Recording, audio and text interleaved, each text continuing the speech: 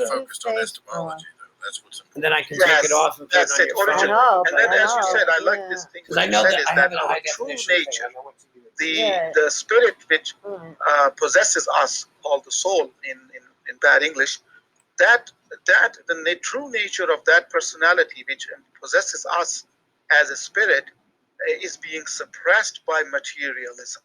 The entire doctrine of atomism, and the entire I don't doctrine know of your name. a Ken? reality based on particle structure is Where are you? actually a Oh, shit. partial Oh shit, I'm understanding missing Jeffrey's show. of the Fuck. nature Fuck. which is Fuck. inside Fuck. us, which is Oh, not only shit. psychic, Shit. which is Oh, he's so pissed also at me. Wait. Watch your talk. I gotta translocatable, watch Jeffrey's non-local show. Oh consciousness. shit. It can see 23 into the minutes future, late. but He's gonna be we so mad at me. Oh my somehow god. were not given that math or that stuff Here when we we were are. deployed on this planet here for some reason. Oh. So You know what I want to ask you about, Oh. Farouk, that Oh. puzzles me, and I don't know what your Watch spiritual his talk. background is, but Is it on? to me it doesn't matter No? because I'm like you. Yeah. I'm looking to the source of everything. But Wait. the Book of He's a Enoch live that was one. left out, or the books we could What's say the Book live? of Enoch, Live. books of Enoch that was left out of certain What's texts that I live? find is very important because it was mentioned many times in the regular text. So why did they leave it out? But anyways, when the Watchers or the angels spoke to the humans, specifically like Azazel and the other angels, and they taught the humans magical things. They taught the humans about beauty, you know, like makeup and stuff, like how to bring out the beauty in your face, which is something that you see in a lot of ancient Egyptian headdresses and statues and stuff. They taught them about alchemy. They taught them about the stars, and it says all this stuff in the book. But it was considered a bad thing in the book, and they were cursed, so they couldn't get to heaven. So here you had Watchers or angels that were teaching humans stuff that they already had inside of them, but they weren't allowed to. Now I don't know if that was a controlled narrative. It does seem to me like it could be. You know, my finding on this is that I actually focus a lot on the subject of whenever a religion or an authority-based mind control group like religion says this thing is evil, I make sure to investigate. What the fuck is it? And in my research, when I have investigated it, I have come to an idea. It's called the tilting point or the hijack point. For example, two extraterrestrials, they come and they feel sympathetic towards the human society, the village or whatever, and they start teaching them, look, you can do better by if you domesticate fish, you know, like you do a pool here instead of going out into the sea. We will teach you how to do it. And then they also teach them how to heal, and they also teach them how to not warfare. But inside the human psyche, the group who wants this thing for themselves might hijack and that science and then enslave the rest after those extraterrestrials leave. And they label this thing as evil because they do not want to resolve. Yeah. So like when Azazel taught that one guy how to make metal and armor and weapons and stuff, you know, the results of that was, hey, we got faster ways of killing people now. Yeah, I see what you're saying. The results of that were pretty bad. That's it, because this is somehow this is what my finding is. I've looked at this stuff in Indian Vedic translations. I'm limited to Indian language because I do not understand the Sanskrit well. And but I'm looking at all the translations. Remember, they also talk about some kind of extraterrestrial phenomena on this planet who taught them a lot of stuff. And they also talk about the drink, the ayahuasca type drink. The Indian, the Vedas actually open the first and foremost verse of the Indian Vedic literature opens with the statement, or somewhat like this, that and we drank soma, and then there was light. Could you believe this? So sounds like an induced hallucinogenic psychedelic state. Yeah. Yes, exactly. So this is where I want to take this to the Native American society. What if the Native American society has a magic potion of that kind which needs to be suppressed? Understand? Yeah. Remember? So this is connected. All this is somehow connected to consciousness. The more aggressive consciousness movements, you will see them hijacked by fascists, turn them around into massive wars, and then bankrupting societies based on money, and then saying, okay, now we are going to give There's a guy out of England. People asked me to look into his talks, which I didn't like much. He was talking about reptilians, even though he made a lot of good sense. His name is David Icke. David Icke, yeah. So, yeah, but I didn't disqualify him. I mean, his research is very honorable. I liked a lot of points he has put together because I have also came up to independent research of the same. That what if these folk religions, Native Americans, ancient Indians, ancient Persians, they had access to the morphogenic field, remember, where all data is stored, and then you pull it down from there. You don't need to burn a million gallons of fuel to go into space. You can use the Earth's magnetic attraction by calibrating it somehow to the opposite object and then fly. Just like magnets move. You know, how does magnets move? A magnet has no engine, but it gets attracted to the other magnet, even though if it's a big or a small, but they do still attract each other. Some alignment of a field dynamics is happening there. What if the pyramids, and there is evidence because Graham Hancock and I discussed this in person, that the pyramid was built from the top down, but the stones were put in symmetry by a hypersonic standing wave mechanism. Because if you introduce a particle into a hypersonic wave mechanism, standing wave, the particle will place itself accordingly. And no matter how many you throw them in, and once they are dense enough and you collapse the wave, you have a pyramid. You see what I mean? Yeah, I've actually read something about that too. That was a theory about that, the standing wave theory, that it would put it where it needed to go. This would explain the almost perfect symmetry of the pyramid that seems impossible by any feat of any kind of construction that we would attempt, you know.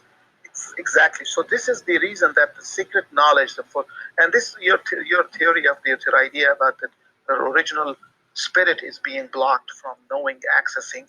Now, what we have to do is, this is what I'm collecting all this information together, putting it that now this establishes that humans were humans from very beginning. Yeah, science it does have evidence of some primitive types, but they were humans and always humans, and they did not have the tools to do it right away, but eventually they are recovering their memory. This Library of Alexandria, I believe it will be recreated. We will, because I was investigating one of the most famous UFO cases of abduction called Barney and Betty Hill case, and I came across the phenomena called regression hypnosis. Well, let's get into that after the break because it's starting to get yeah. Regression, Betty and Barney Hill. I've had Kathleen Martin on here and we talked about that. So let's hold that thought right there and we're going to continue this discussion. One real quick break left. We'll be right back, guys. Don't go anywhere.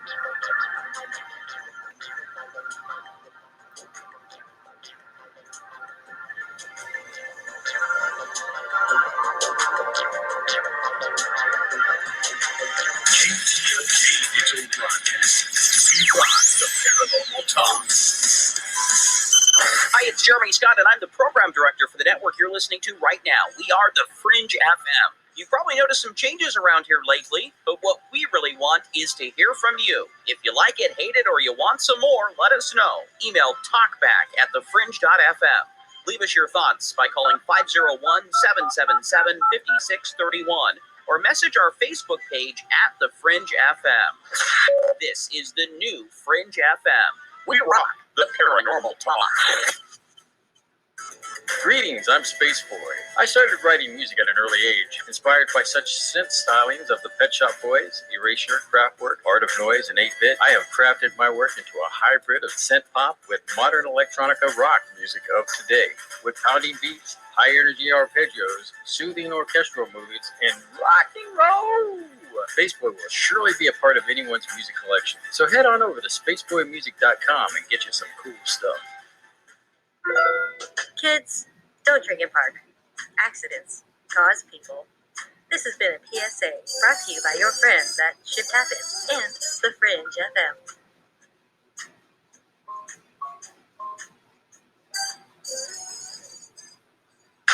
Do it live! I'll write it and we'll do it live! You guys rock. Live Weekdays on the Fringe FM. It's Spaced Out Radio with Dave Scott. Monday through Friday at 9 Pacific, midnight Eastern. The Fenton Perspective with Lori and Fenton. Mondays at 5 Pacific, 8 Eastern. Project Compass with Mark Eddy and Dave Cruz. Mondays at 7 Pacific, 10 Eastern. Lighting the Void with Joe Rube. Tuesdays and Wednesday nights at 7 Pacific, 10 Eastern. Big Picture Science from the SETI Institute. New Tuesdays at noon Pacific, 3 Eastern. The Secret Teachings with Ryan Gable. Wednesdays at 1 Pacific, 4 Eastern. The Kurt Green Hour. Wednesdays at midnight, 3 a.m. Eastern. The Paranormal Code with Rich Giordano. Thursdays at 7 Pacific, 10 Eastern. Shift Happens with Gigi and Cortana. Friday at 7 Pacific, 10 Eastern. Is it live? Live weekdays on the Fringe FM. We rock the paranormal talk. On the Fringe FM app, TalkStream Live, tune in, and online at thefringe.fm. Hi, this is Ryan Gable, host of the Secret Teachings radio show. If you are interested in ancient knowledge and hidden mysteries, as well as a unique and balanced perspective on conspiracies, symbols, and the occult, then join me every Saturday, Sunday, and Wednesday at 1 p.m. Pacific Standard Time, 4 p.m. Eastern, right here on The Fringe. Paranormal, somewhere between abnormal and paranormal. The U.S. military holds the ability to time travel. Jeremy Scott asks the questions that we're all dying to know. Wow, that's a remarkable question. Watch your step. Hide under your blankets. The show that is going to make you think. Prepare yourself for what you're about to hear. You're riding into the paranormal. Live Saturday nights at 6 Pacific, 9 Eastern on KTLK, The Fringe FM. What the fuck is it? Yeah.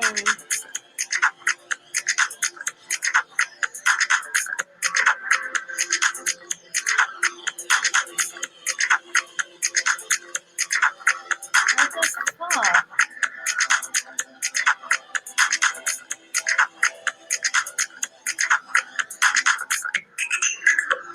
All right, we're back. Thanks for sticking around.